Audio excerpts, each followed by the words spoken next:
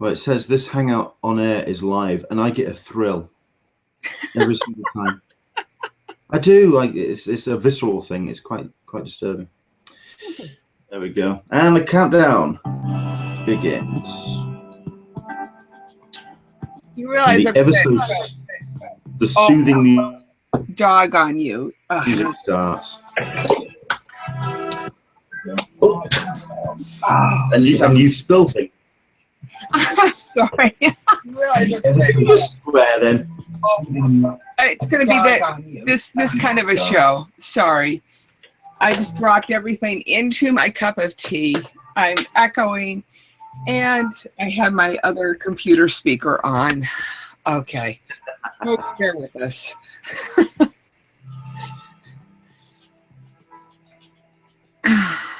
Right, I better post on this.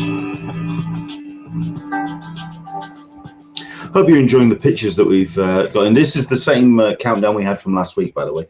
Because of this week, it has been a little bit mental. We haven't been able to update the pictures. And to be honest, I haven't received any. Then again, I think a lot of people are still recovering from Tuesday's misadventures. We'll talk about that, obviously, in this week's show. We will try not to swear. You will. However, I'm the consummate professional here. Yes. Well, I'm just saying this episode may not be G-rated, so perhaps cover up the kiddos' ears. We are dealing with Onpeak, after all. Ooh. I'm starting out early. Forgive me.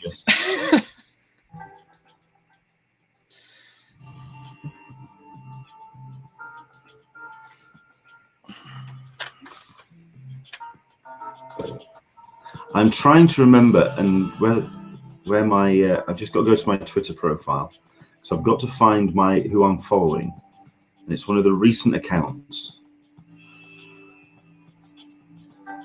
because I followed them as of Tuesday. Where is it? I think they are at Onpeak. There you are. No, fake Onpeak on Twitter. Yes, not crazy for CCI. If you want to go to Twitter and check out that feed. Yeah, no, it is particularly amusing. Whoever has put that, listen, if you know who it is, I can appreciate you may want to keep it to yourself.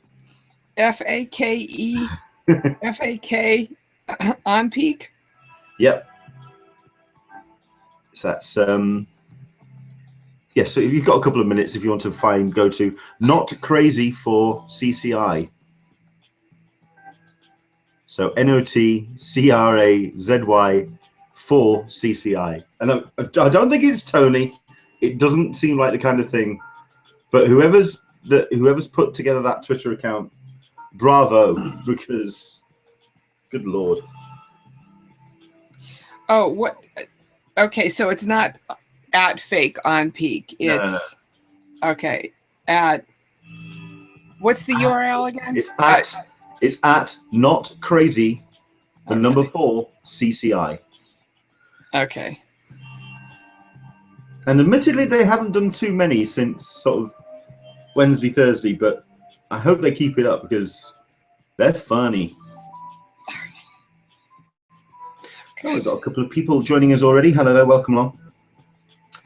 Let's have a look at Betsy Woodson's at Emerald City. I wish you could join us. Yes, if anybody is at Emerald City and they want to just come on the hangout for 5 minutes just to talk about it. Oh. And a couple of HOTELPOCALYPSE horror stories already. Reading the feed, the Twitter feed for fake Onpeak. Kendall Whitehouse doesn't think that Twitter feed is Tony. The stream was posting while Tony was on stage at Wizard World. You say that's thinking ahead. He's crafty and devious. He's more crafty and devious than you think. He could have somebody just sort of. He could schedule his tweets.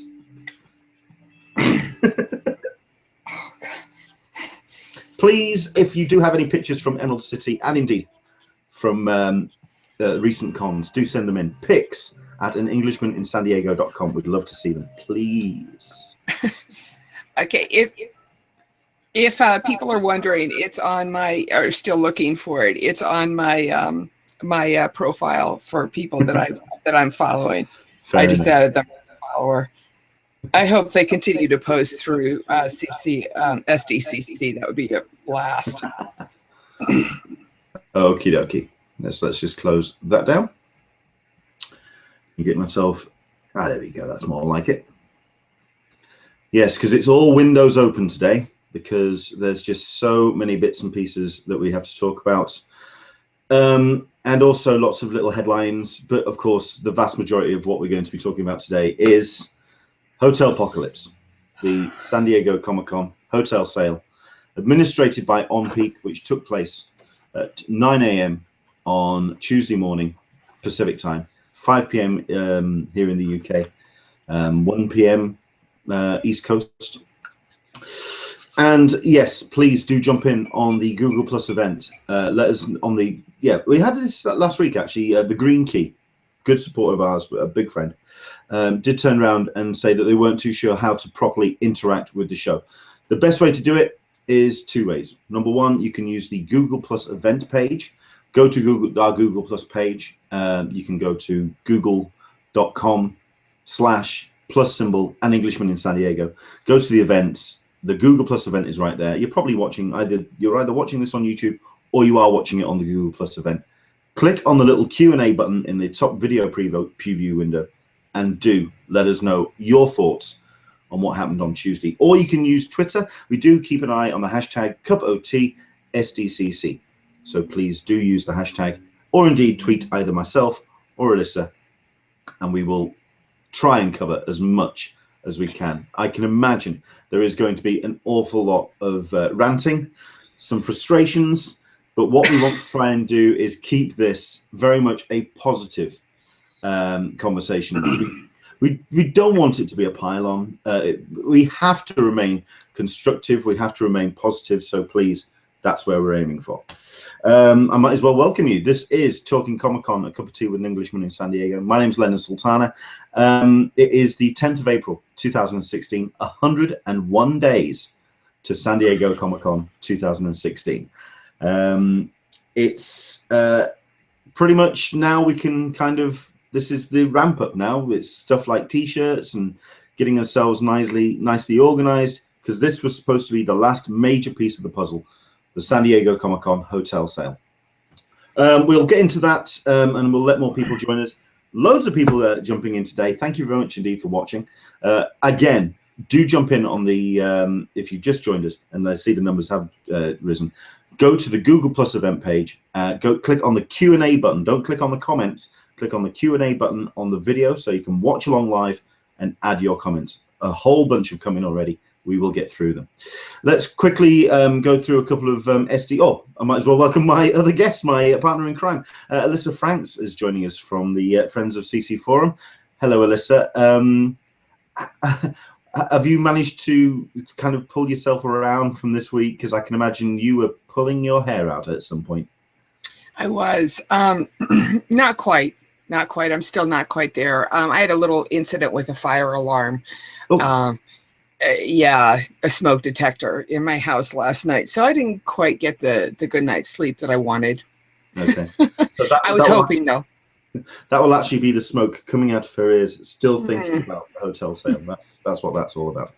Okay, so let's very quickly cover one or two headlines before we do dive into it. To be honest, there's not been a great deal when it comes to the news of Comic-Con this week. We do have a couple of headlines though. Number one, did spot on Wednesday that Paul and Storm announced via their Twitter feed that they are going to be doing Wootstock 7.0. It's going to be taking over the Balboa Theatre at 7 p.m. on Thursday, the 9th of July. There's no word on Nerdist yet, Nerdist Live, but Chris Hardwick will most likely be taking over on the Friday and the Saturday. We're not too sure exactly what he's going to be doing in terms of his live stuff, considering that last year it did turn awfully messy. obviously leaving Hall H very late, starting up the live shows late, did get in trouble with Balboa by all accounts. So do follow Paul and Storm for Wootstock updates. They haven't announced the actual ticket sales yet. They have just announced, they have announced the dates. Chris Hardwick Hardwick on Twitter for Nerdist Live. It's possible he will be scaling back. Oh, and he will be having his new missus in tow as well. So he may be wanting some private time. Also, we have an appearance from Aisha Tyler. No word whether she's going to be moderating a panel again after her rather exuberant performance in Hall H last year, but she will be back in San Diego, more than likely glued to the hip with her tabletop and Geek and Sundry friends. She's got a Kickstarter of a film that she's wanting to direct, so she will be promoting that. She has confirmed via Twitter that she is going to be in San Diego for Comic-Con. That's Aisha Tyler. Follow Aisha Tyler for more. That's AISHATYLER for more. Other people that's going to be at Comic-Con this year, Mondo have been confirmed that they're going to be at Comic-Con. Mashable reported on their arrangement, which they're going to be doing with Konami, which also includes a set of prints for Castlevania, done by one of my favorite artists, Becky Cloonan, sorry. It's going to be a limited edition vinyl pressing of the original Castlevania soundtrack, featuring Becky Cloonan art, and a statue inspired by Ayami Kojima's art from Castlevania's Symphony of the Night. I'm looking forward to that, actually, because as always, the Mondo stand is a blast to go past. If anything, because you see all these major productions on the exhibition floor, the Marvels, the Dark Horses, all these massive booths. And then you go past Mondo, and it really is thumbtacks into the wall with Mondo posters. I love the lo-fi take on it. Big fan. So we will keep an eye on that. If anything, if there's going to be any more in terms of actual prints that Mondo are going to be bringing, but they are definitely having a presence at Comic-Con this year. And I think the last one from myself, this was an announcement from our good friends at the unofficial blog. They noticed or had spotted that Hasbro have made their first moves to San Diego Comic-Con 2016 with the announcement of a exclusive, which, if I can just pull up the screen share, should be able to bring you now, show you now. Yes, this was.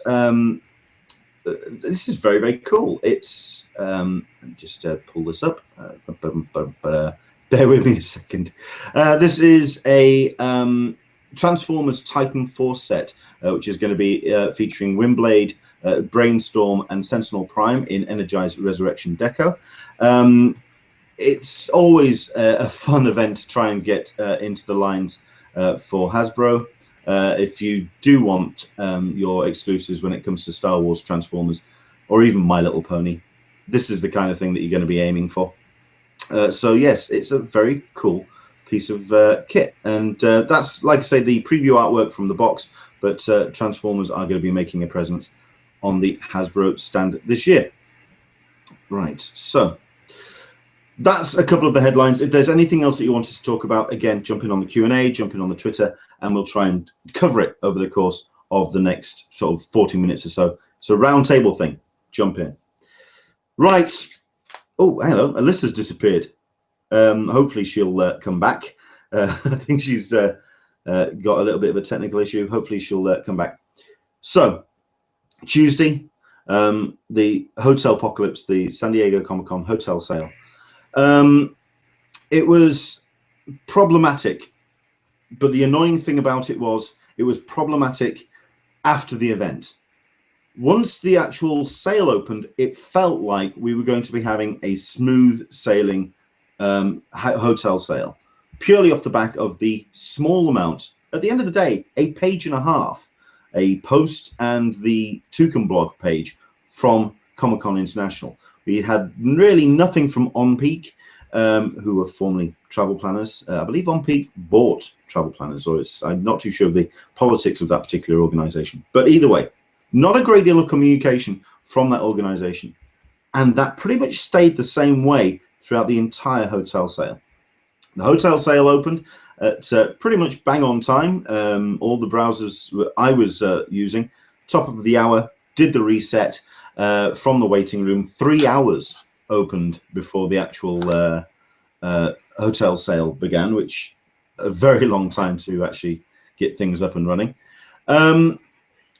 Once, however, like I say, the browser's pretty much reset from the moment that that hour clicked over. And I know a lot of people talk about the timestamps and when you actually got into the your processing section. I can only speak for myself. I had a browser open for myself on one window, and my wife Caroline had a browser open on her laptop. When her browser finally clicked over about 10 past the hour, it was something in the region of 5,400 and something or other. Mine, like I say, clicked over pretty much on the hour and was at number 10. I'm not saying life is a competition or anything, but 10th in the queue, you'd kind of hope that things were going to move smoothly from that. So, like I say, very little in the way of communication in terms of Onpeak and CCI. Indeed, throughout the course of the hotel sale, it was really only San Diego Comic-Con that said anything. All the communication that was happening and all the talk was between ourselves, which is never a great way to have an organization run, to have no communication from the people who are organizing it themselves. What was your experience, Alyssa? Because were you actually taking part in the hotel sale yourself? Yes.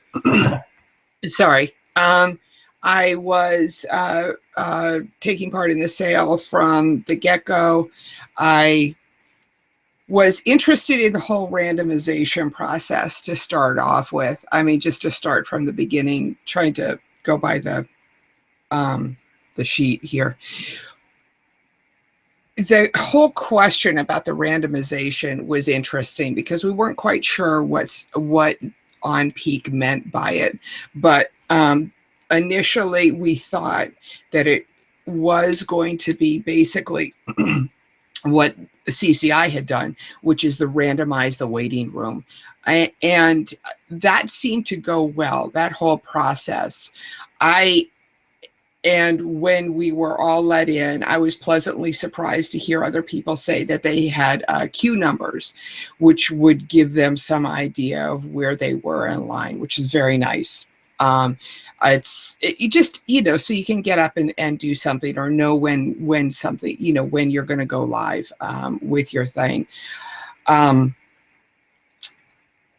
That's where it seemed to derail. I think right at that point, because once we went live, it seemed like all bets were off, and we were really kept getting thrown off track, so to speak. I think it's been very much a case of obviously there was I think the major hiccup, certainly when it came to the actual sale process itself, was the new additions on the options at the bottom of the form in terms of your wait list, about your options if you didn't get your hotel choices, or that kind of thing. That's one of the many problems that were there, that people didn't quite. And to be honest with you, I just kind of blew through those because I do have a condo and I was working for a friend of mine, so I wasn't as invested as a lot of people were. However, when they started accepting people and taking the forms, I know a lot of people submitted a form 2 or 3 times. Me, for my son, I was doing it for a friend of mine, that type of thing. They submitted 2 forms. Apparently, this is what caused a lot of heartache on the forum, has been the fact that they would take the latest timestamp, the form that was submitted last.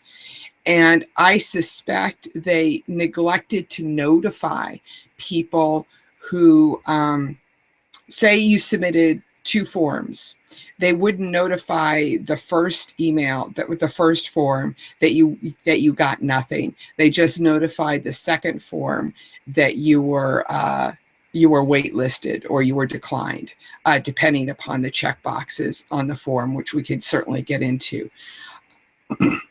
Okay. I mean, when things did start arising questions, when it came to the randomization,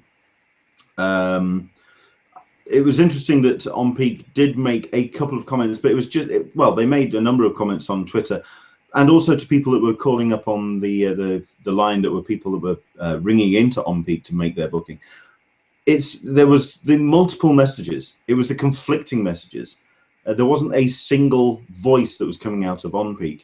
I mean, for example, the tweets from Onpeak around half past the hour.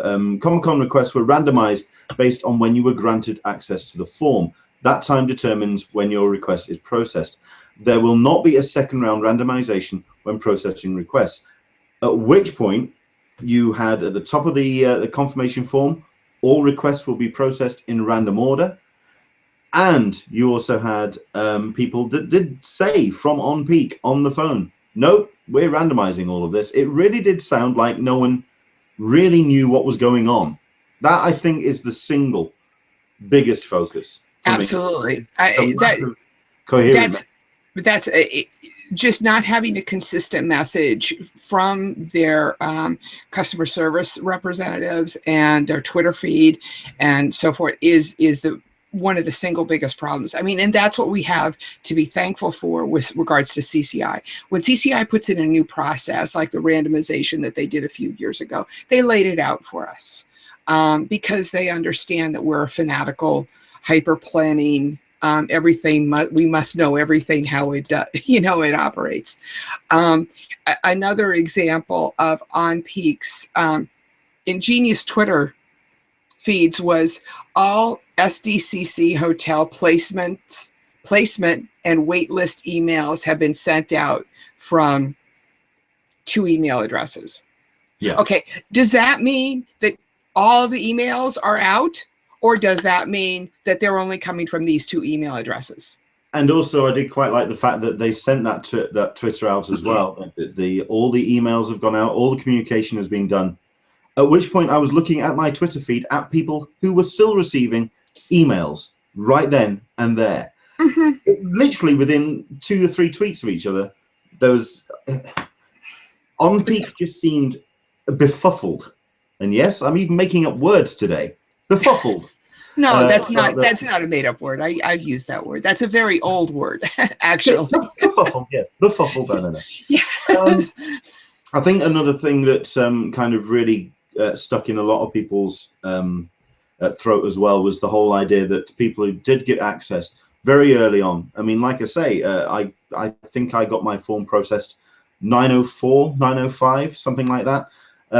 I have yet to receive an email, so that says a lot. My wife, like I say, she got hers. I think it was processed eventually at 9:32. Question.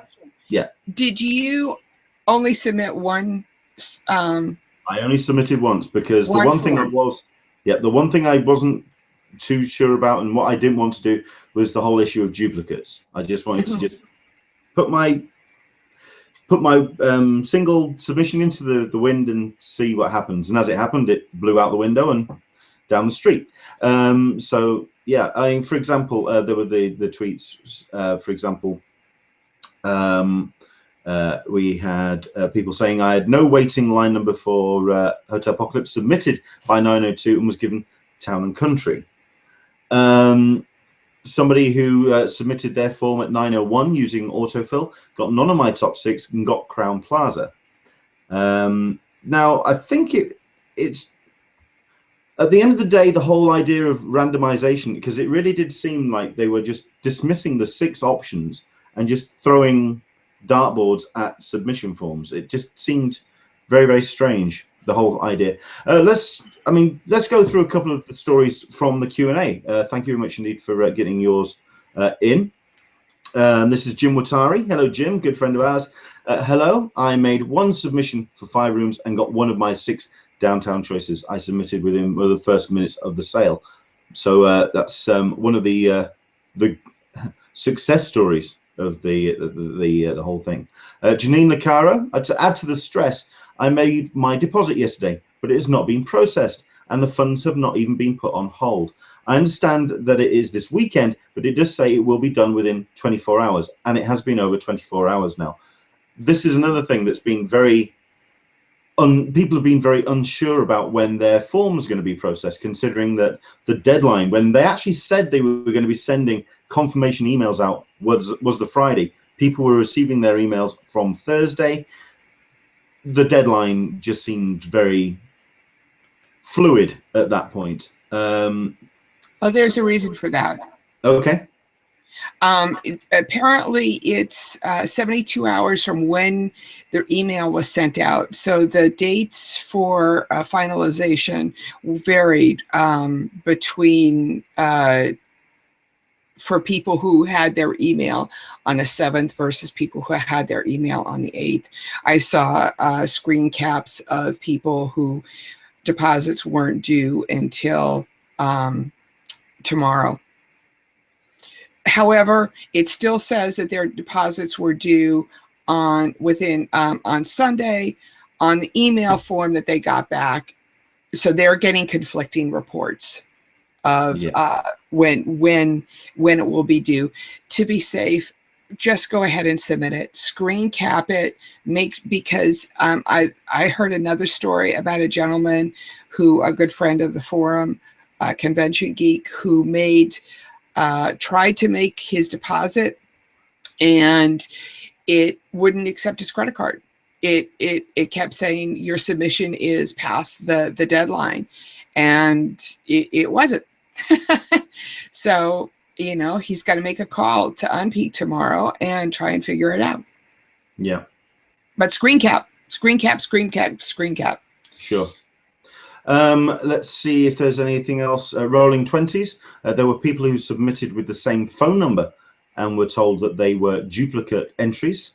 So, I mean, they were looking at every element of the forms. That's where I'm very curious. I mean, for example, Jim Watari is very correctly pointed out. Let's see if I can. It just kind of vanished there for a second. Regarding, here we are. Jim has asked, Leonard, did your wife's info have anything that matched yours? Not just an email and a phone number. Did the street address also match? Your first entry might have been flagged as duplicate because of your wife's late entry later. It's possible. We don't know. That's the thing. The lack of information, even if you were duplicated, the fact that no one really knew. If you put the same number as phone number as Caroline did, or the same street address, it's a very, very real possibility that it was flagged as duplicate.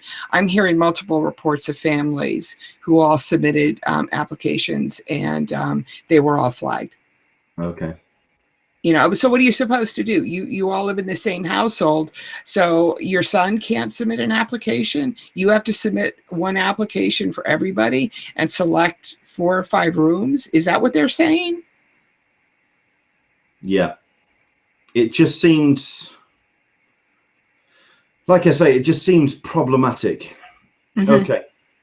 Sorry, I'm just sorting out something from here. Bear with me a second. That's fine. I mean, so the whole randomization process, just to kind of go back to that, is interesting. One gentleman on the forum is suggesting that, and this is kind of derivative of the randomization process, was the queue numbers. And he's suggesting that the queue numbers don't necessarily mean your place in line. What he said was that, and I probably have this wrong. My brain is a little fried at this point, but that there's lines on multiple servers, or so there's multiple lines, and you may be 10 in your line and somebody else may be 1,000 in their line, but you end up getting there at the same time, and it doesn't really make any difference because, if you've got 500 lines, what does it mean when the queue line says that you're 10 from being able to fill out the form? You can't really judge by that. So that calls the whole queue number thing into question. Yeah. One of the things that we've been using a fair amount was the timestamps that you can find in the Google cache, in Chrome and Firefox caches if it already hasn't been cleared. And so there's a way on the forum that somebody has outlined to locate that, and it's fairly simple. I was even able to follow the instructions. So the time stamping is something that I haven't followed, but I mean, just to continue with a couple of stories again from the Q&A. Stephanie saying, I called Onpeak and said that my application was considered a duplicate because of these. It was the same home address as my sister, which is just ridiculous. Exactly. This is the point. 100%. And say your sister is submitting for, for her family, her friends, and you're submitting for your friends. It makes no sense. No, it makes no sense whatsoever. Danger Daphne, I'm still trying to find out what was duplicated on mine. This time, no one should have used anything from my reservation, but they tell me it was a duplicate. I'm concerned my information is compromised somewhere. I hope they can help me tomorrow. That is right. This is the other thing.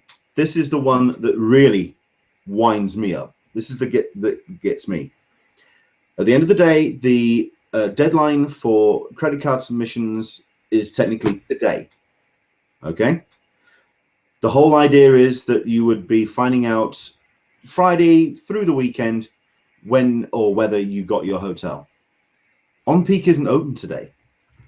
You cannot reach Onpeak until tomorrow morning, open of business hours. They're not open Saturday, Sunday.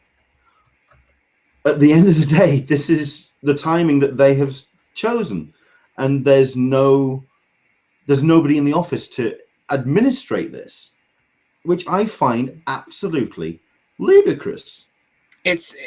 Yeah. I mean, do this if you're going to have the sale, do it on a Friday, sort it out and let people know by Tuesday, and give them a couple, 3 days to talk to you. Yeah. Damien Shaw, I put my card details with Onpeak yesterday. Still says pending, and nothing that my bank or credit card company can see. Their customer support isn't on weekend. Should I panic? No. I don't think you should panic. But you have every right to feel frustrated and confused because there's no communication. Be concerned, and follow it up, but don't panic.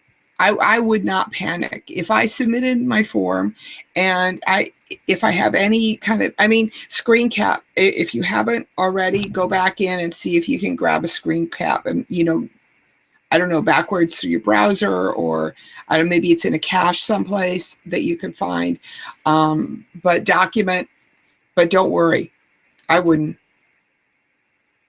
There you go.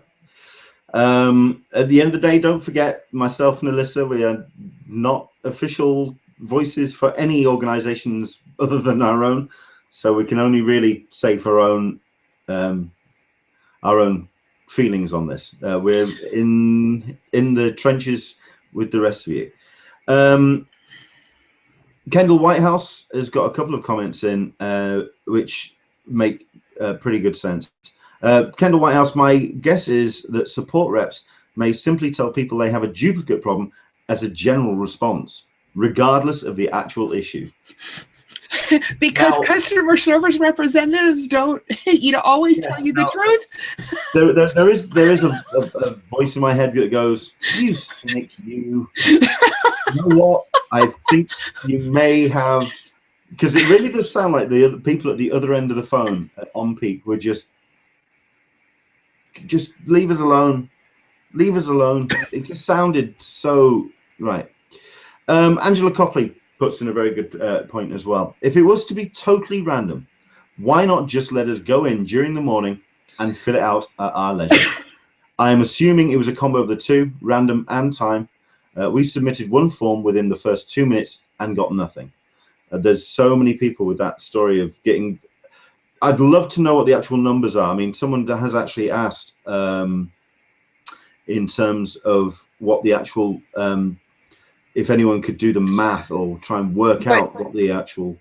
Just to go back to Angela's statement before we go on to the math of it all. And here's where my brain just went blank. I don't think that it was randomized on the other end. I think that it was just randomized going in, and I personally don't think that it was randomized going out.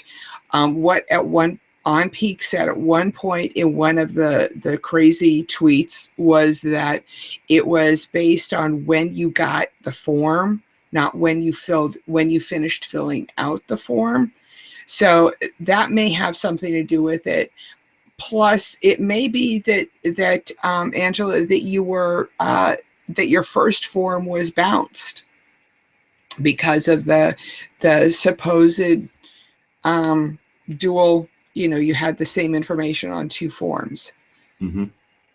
I mean, the other comment that Kendall put in, the biggest option change was the removal of the option for any downtown hotel yes. At the bottom of the page. I mean, let's just have a quick look.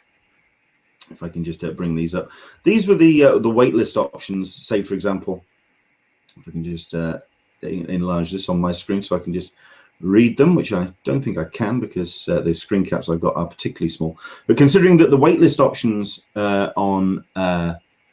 in the 2005 waitlist options, okay, book me into any available downtown hotel, book me into any hotel that was on the shuttle route, book me into any available hotel.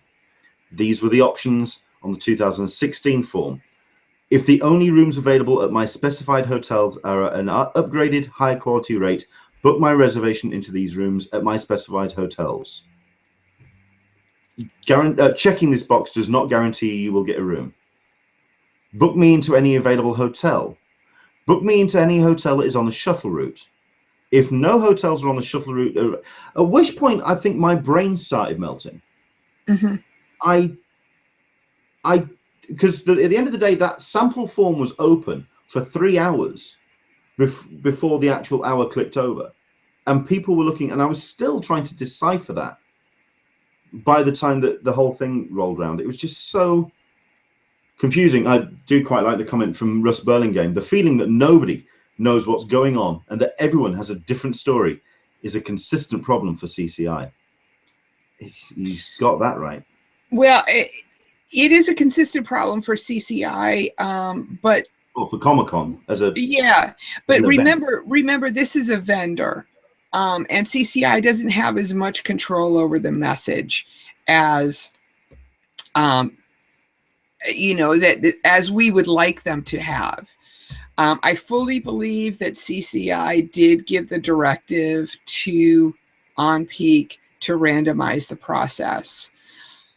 I think it was also a case of that there was a conversation between Onpeak and CCI where they turned around, where Onpeak turned around and said, we can't deal with our servers melting down every year. We can't deal with the volume. At which point CCI turned around and said, well, we solved this problem with a random waiting room and with this process that now works for us.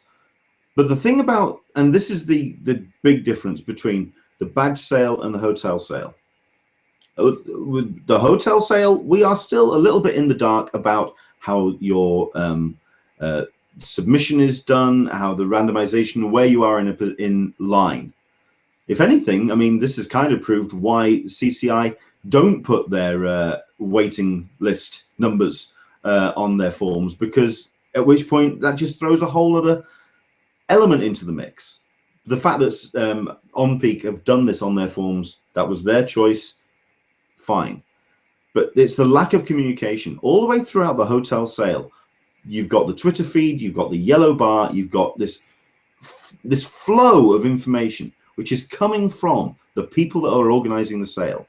From Onpeak, we got nothing, and the stuff that we did get was conflicted.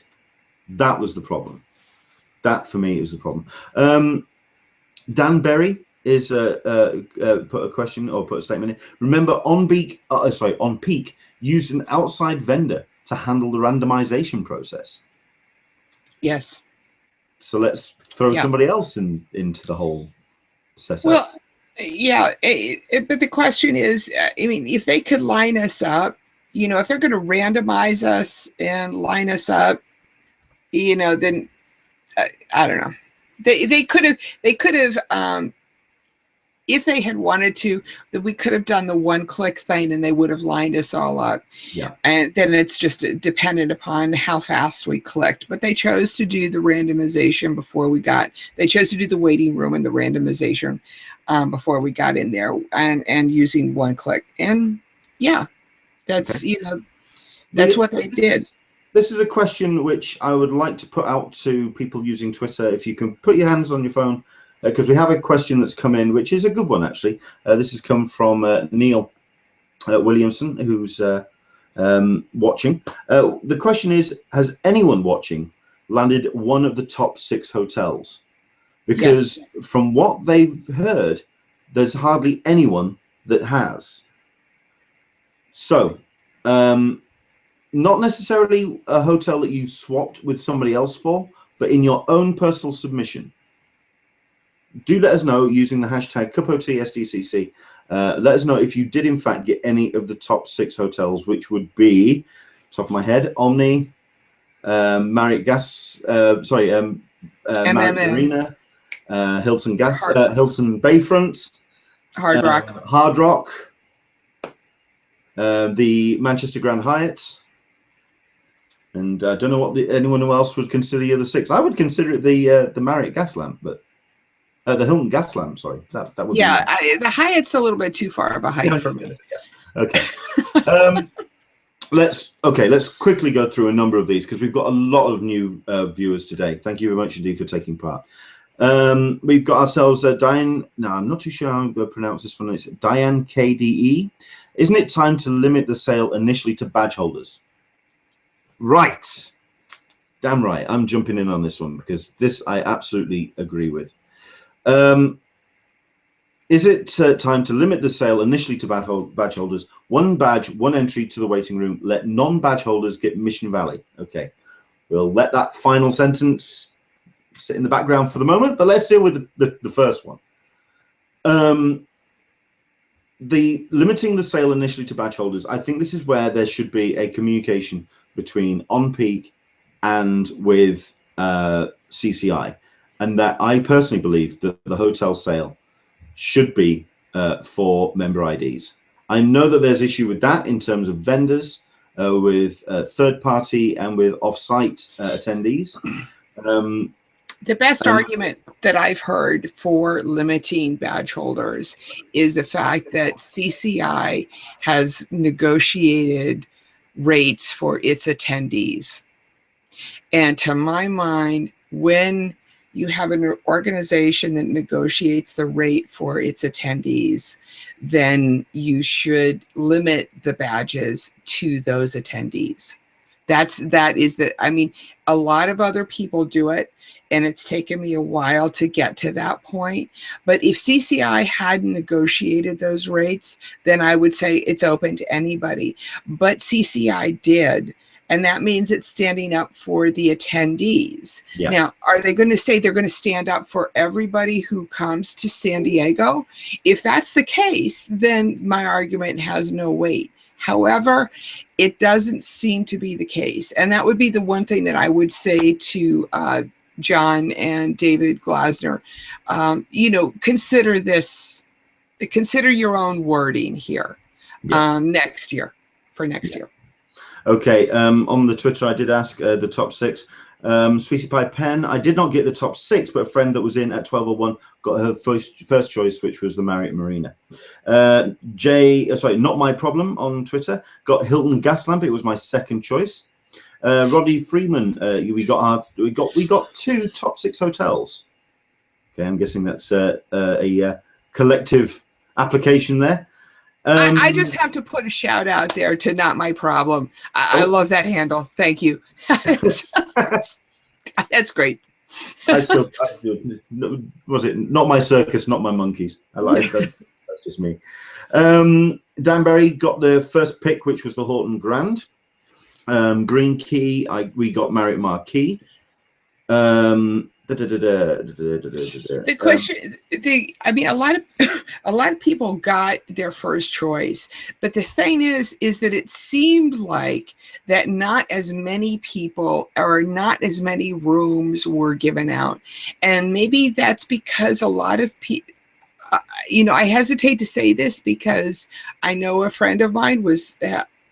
Had good luck with this, but a lot of people did use the option of select 5 and, you know, got rooms for all of their friends. Okay. So that may be a reason why more people, you know, if one person was happy and one person got his choice, that means 4 other people didn't. Yeah. And that may be the math that we're talking about, you know, just to go back. The question that did come in, and it's something that we may have to look at, because I will be tuning into the unofficial blogs recap on Tuesday, if you are going to be watching that. I wouldn't mind doing the math between now and then myself. Jay Kremen has asked, does anyone have any idea of the success rate for people that called their reservation in via those that versus those that submitted online? Very good question. I do not. I have not seen that information reported on the forum. I do know that we've got a poll going and we're compiling information. I've got a couple of, well, I won't call them statisticians. Good. No, you had it right the second time round. Yeah, good. You know, I don't know, but people who like numbers are working on crunching out something, and we do intend to use that and put up a front page blog post on it. I really would like to know the math. Yeah, totally. Yeah. Because I started at 5485, in at 904, and out at 907. I didn't get one of my 6, but thrilled to still get downtown. Leads me to believe submission time didn't matter much. I totally agree. We may have gotten lucky since we needed 5 nights, but 1 bed. Okay. Okay, let's see if I want to go through as many of the comments. Thank you so much for getting these in. Let's see if I can pull 1 or 2. I know we've got a whole bunch of fresh faces joining us as well. Thank you very much indeed. Rodney Freeman, like I say, we've got the comment on the Twitter. Got for 2 Big 6 hotels. Omni are number 1, and Hilton Gaslamp are number 3. I did. Rolling 20s. My crew made 6 submissions. Wow. I think I'll come back to that. And was only given rooms at the Best Western Hacienda Old Town. This is bad when my wife is getting over foot surgery and I have my 12-year-old with me. Just an explanation on the numbers, Leonard. I've had a tremendous amount of new people on the forum this week, and welcome everybody who's new to the forum and to the Hangout. I did post on there, so that may be why we've got a lot of numbers. Betsy Woodin. Now this I'm curious about. I called them, and a duplicate phone number flags it, and the first entry is tossed without any notification to that person. Whoa. Yep, totally. And that's why I think I didn't get notified. The form with a phone number, and then rang them using that phone number, it still counts as a duplicate. Right. What the hell? Okay, now you said you wouldn't swear. That's not swearing. I didn't use the flip word. Okay. I'm a good boy. My mum's downstairs. Let's see. We've got this is Jason Murphy. 2 friends got in at 9 and 30 seconds. One got the first pick. The other got none of the top 6. 3 more of us got in at 901, 902. None of us got our top 6. All got Mission Valley. The amount of people that are getting Mission Valley rooms. I think that's where the statement from Neil came from. Because all I've been hearing is Mission Valley. And what's even worse is that a lot of people are really concerned that when it goes open, when Onpeak opens again, that they won't get a room. That, you know, which I keep trying to assure people that there's the same amount of hotel rooms this year as there was last year, and there were more than enough rooms last year, so there will be more than enough rooms this year. It's just a lot. The process of actually doing the sale. Yeah. Yeah. Indeed, this is a comment from Janine Nicaro, and if you want to know where I'm going to be, by the way, at 5 o'clock on Sunday at San Diego Comic-Con, it's the same place where Alyssa's going to be. Absolutely. Yeah, and we'll probably be and Leonard. 2 rows from the front and paying very close attention to the answers. You've got to attend the talkback. We've got to. I can imagine the talkback is going to be very full this year. Right. But it's one of the last panels of the con. If you want to know where I'm going to be, that's where I'm going to be, regardless. We just have to remember that it's a vendor. This is a vendor. This is Onpeak. This is not CCI. If CCI was doing it, I venture to say it would be a lot better run. Yeah. Brooklyn NCDS, sorry, got in at 2:34. I'm guessing this would be. I'm trying to work out what time she's referring to there. You didn't put the time zone where you were talking about. And got Town and Country. My friend got in at 1:56 and got Sheraton Mission Valley. So it just seems, I mean, it really does seem like these forms came in and then over a 24-hour period, they just threw them up in the air. And it just, yeah, okay. So let's see if we can kind of wrap this up. Danger Daphne has pointed out a couple of polls, which I posted on the Twitter feed. And I did find them very illuminating. Thank you very much indeed for everyone who took part in them. They really did help with kind of giving us an idea of what actually was happening, considering that there was no real communication from Onpeak. I did a poll on the Thursday night, 40% waitlisted. Danger Daphne says, do we think that people will get downtown off the waitlist? Because I think Onpeak couldn't process properly once the duplicate issue raised its head. I totally agree with that.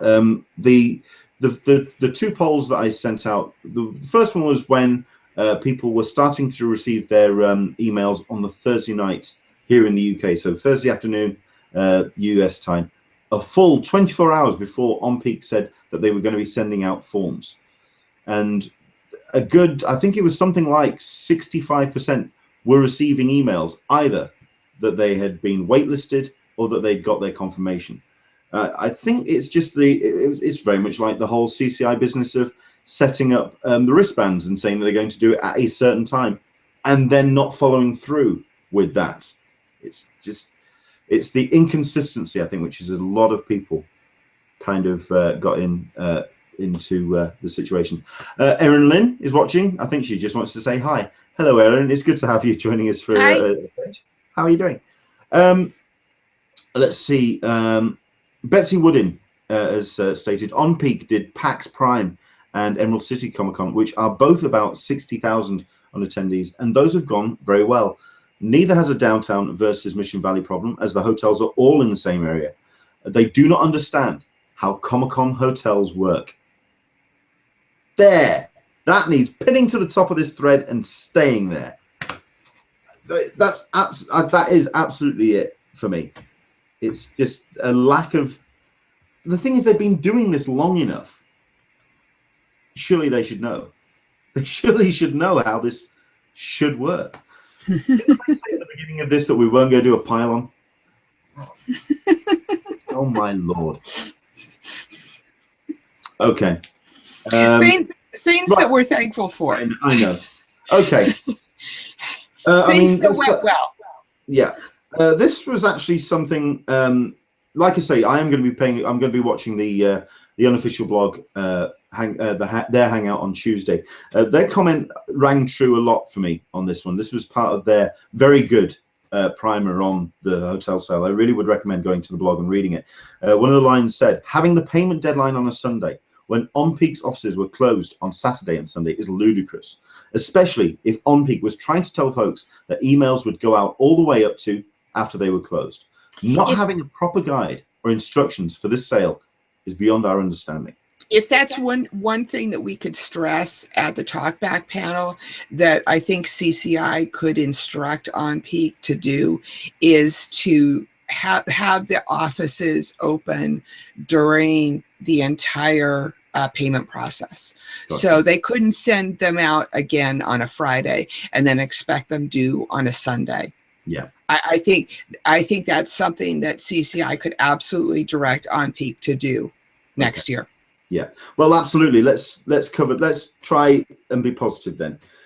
Into the final 5 minutes of the hangout, let's talk about ways we could suggest as attendees that the whole situation could be improved off the back of the car crash that happened on Tuesday.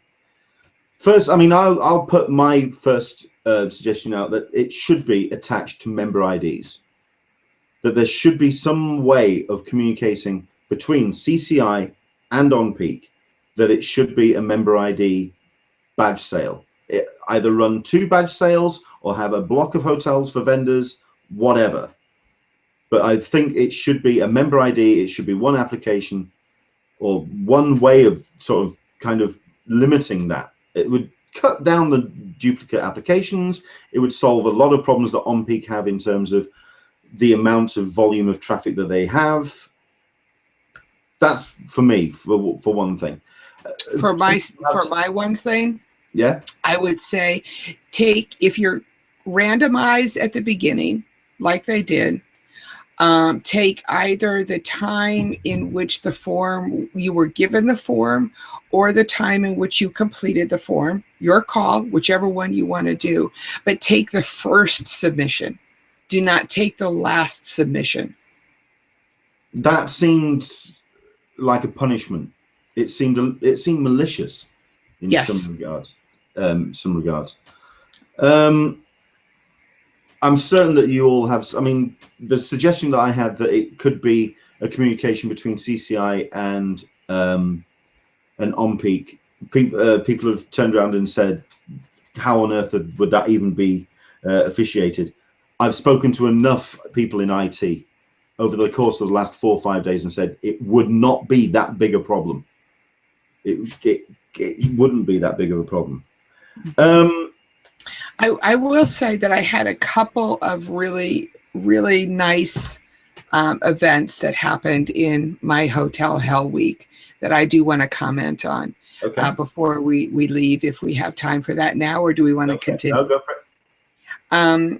I was able to give away a downtown hotel room to a gentleman who had been posting on my forum, who had a disabled son in a wheelchair and needed oxygen, was on a ventilator. And when I emailed him about the room that I had available, he was so incredibly thankful that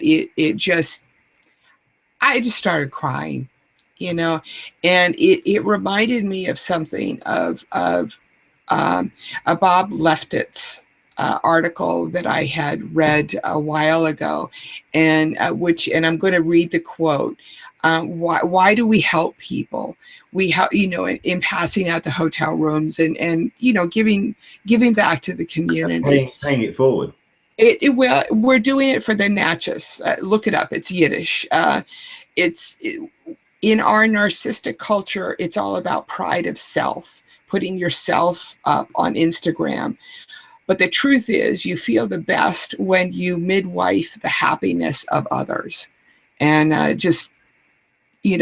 so for me, that just kind of made the whole week. I mean, you guys hear it in my voice. The whole week of hard worth it. And I just...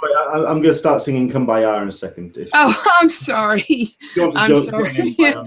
Okay. Go ahead. What for you was the highlight of the week? The highlight of the week for myself... Personally. In what, in terms of CCI, in terms of Comic-Con? Yeah. I think it was just, it was hearing the passing on of hotel rooms, hearing of hotel swaps, that in the absence of any kind of support or communication from the people that we are depending on to lock in this final, is essential part of the puzzle, that we all as a community have worked and helped each other to kind of help ourselves. I think that to me is the prime, that's for me the one bright point of the whole week. Then again, you do kind of hear that the whole business, a couple of comments. This was from Russ Burlingame, turning around saying, do you honestly think that CCI listen to suggestions and comments from people like ourselves? Yes. At the end of the day, when you do go to the talkback, the standard answer is, this is a lot more complicated issue than you are aware of, and we have put a lot of thought into it, and that seems to be the default answer. But they do, absolutely, they do listen. What I will say to Russ is, they do listen.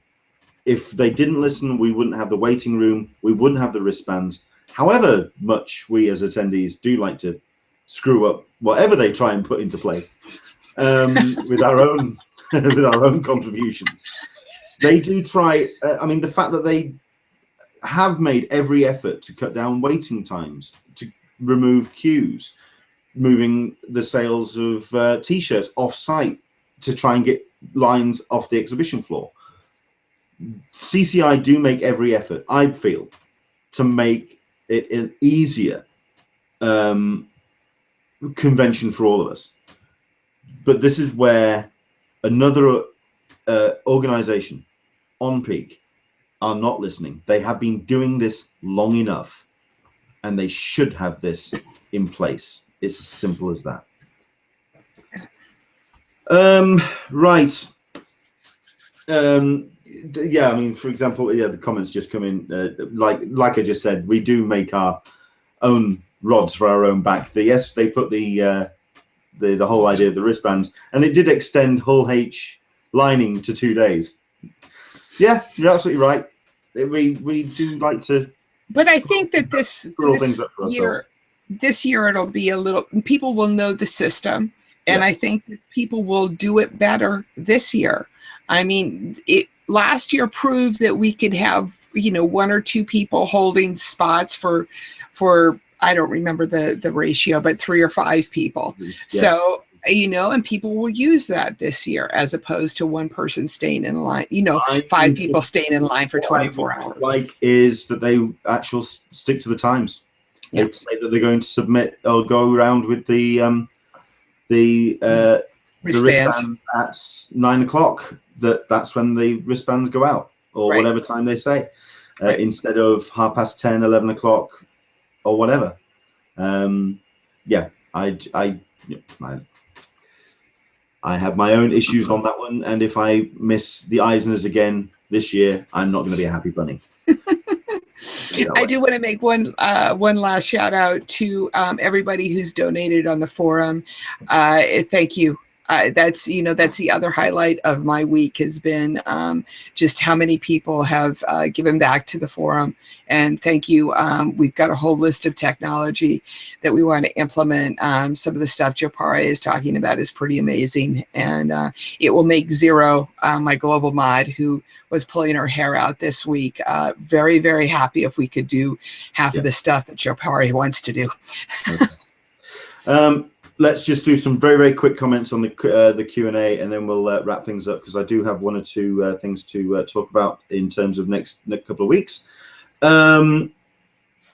Let's do a couple of shout outs. People who are watching: Barbara Henson, good evening here. What a stressful weekend indeed. Craig Linders watching from South Dakota. Let's see, Janine Licaro, Onpeak will be inundated with phone calls tomorrow. Absolutely. Betsy Woodin is watching from Emerald City Comic Con. Scotty Young, Terry Moore, and Brian Michael Bender signings, and the Nathan Fillion pick today. You see, There is bright sparks in all of this. I really was hoping that we would get somebody from Emerald City joining us live, but obviously we did have a lot of things to talk about. I tried. I posted. I tried to get somebody. I tried. Let's see. Yes, we talked about this as the countdown kicked in. This was about a Twitter feed, and we'll leave it on a bright point, a bright point of the whole hotel sale.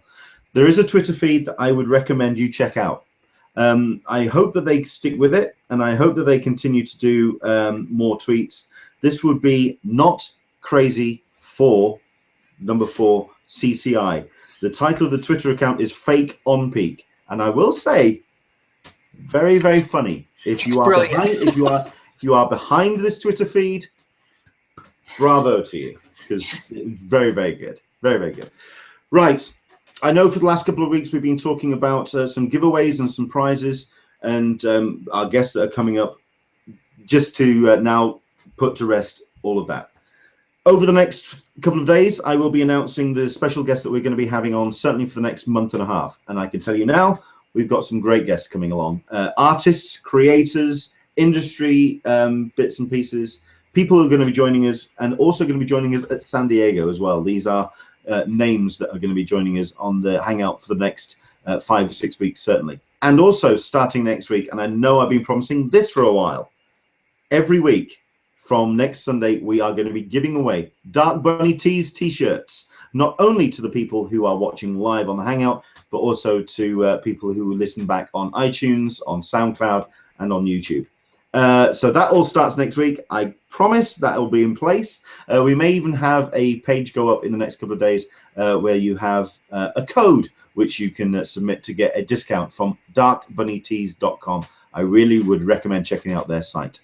Another thing that I'm going to be posting about in the next couple of days as well, and I've been pestered about this by Alyssa, that I should sort my Patreon page out. Yes, I will be recording a video for my Patreon page. If you do enjoy the Hangouts, if you enjoy what we do week in, week out, please do give back to the Hangout and allow us to continue to do what we do. Go to the Patreon page, which I'll be linking down in the comments in the next couple of days. And also, if you go to an Englishman in San Diego.com, that will be in place, as well as a couple of items that I'm going to be selling as well, some little bits of merch for the website. So please do contribute and allow us to do what we do, considering that July is going to be a very expensive month for me, because I'm hoping to be reporting from Star Wars Celebration, then coming over to San Diego to do San Diego Comic-Con, possibly even then flying back for London Film Comic-Con. It's going to be a bit of a hectic month. The only way I'm going to be able to do it is with your support. Please, if you could, that'd be great. So thank you very much indeed for watching. Alyssa, where can people find you online, and what have you got lined up in the next 7 days? People can always find me on the forum at friendsofcc.com/forum. We've got a good blog, and our editor-in-chief, Dr. Who 42, is doing a fabulous job with that. We hope to be publishing the statistics, which will go into when people submitted, when they were allowed into the forum, timestamps with their Google Cache, with their caches, and their results. So hopefully we are trying to get some sort of an idea of the overarching picture of what happened, using numbers, because we love numbers on the forum. Excellent. Where can people find you? That will be your Twitter. Oh, yeah, and that's what I was going to say at the beginning. Don't tweet me, because I could be like days and not answer you. I'm on the forum. That's where you'll find me. Just PM me, Alyssa, at friendsofcci.com. Email me or PM me on the forum at Alyssa. You can try tweeting me, and maybe I'll respond. SDCC Fit. I will say that is the one hashtag that I do follow. SDCC Fit, and because we all need to get our 30 minutes of walking in every day. Okay. Rah, rah. Well, I mean, if you want to follow me on Twitter, by all means, Englishman SDCC. Over the next couple of days, as well as all the fundraising bits and pieces, I'm going to be posting Alyssa's personal phone number, home address, the ways that you can contact her, She will respond to phone calls 2, 3, 4 o'clock in the morning, by all means. Absolutely. You know, and just feel free to duplicate my personal information on the forums next year, because, you know, I don't need a hotel room. Okay, like I say, you can follow me on Englishman SDCC. I'm also going to be posting a whole bunch more on my Instagram account, same hashtag, Englishman SDCC, of memories that I've got of previous Comic-Cons. I'm going to try and ramp that up over the next couple of days. But like I say, next Sunday, or from next Sunday, we are really ramping up our special guests and also our giveaways. So please do join us next Sunday for another Talking Comic-Con, a cup of tea with an Englishman in San Diego with myself, Leonard Sultana. We are back next Sunday, 10 a.m. Pacific, 1 p.m. Eastern, and 6 p.m. GMT. And with Take me. care, and please, I hope that you get all your answers from Onpeak tomorrow. Alyssa, you've got your hands up. Do you need to use the I just said, was going to say, and with me. I'll be here too next week. Excellent. Alyssa will be here, of course. Well, you know, I tried to get somebody. What? What? Bye. Take care. We'll see you soon. Bye-bye.